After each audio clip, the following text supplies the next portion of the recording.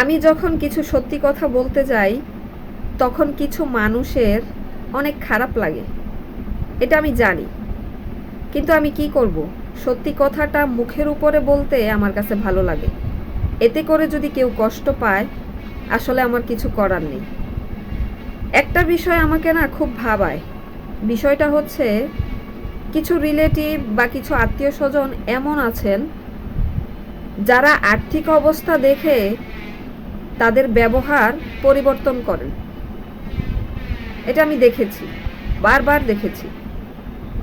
যেমন ধরেন, আপনার আর্থিক অবস্থা বা আপনি আর্থিক অবস্থানের দিক থেকে ভালো আছেন, আপনার আর্থিক অবস্থা, সামাজিক মর্যাদা, সামাজিক স্ট্যাটাস অনেক হাই লেভেলে আছে, তখন আপনার জন্য তাদের ব্যবহারটা অন্য রকমের হবে।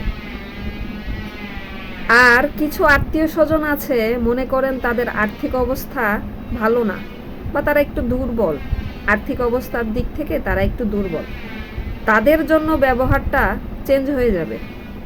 আপনার সাথে যেরকম ব্যবহার ছিল বা আচরণ ছিল, তাদের সাথে ওই রকম আচরণ থাকবে না। এটা আমি দেখেছি। তো এরকম আত্মীয় স্বজন আছে আসলে, যারা আর্থিক অবস্থা বিবেচনা করে, আর্থিক অবস্থা দেখে তাদের ব্যবহার, তাদের আচরণ চেঞ্জ করে ফেলে, পরিবর্তন করে ফেলে। আসলে কি এটা ঠিক?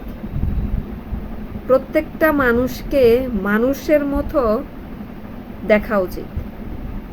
কার আর্থিক অবস্থা কেমন, কার আর্থিক অবস্থা ভালো না, এগুলো দেখে ব্যবহার চেঞ্জ করা মানুষগুলো কেমন হতে পারে বলেন তো আপনারা?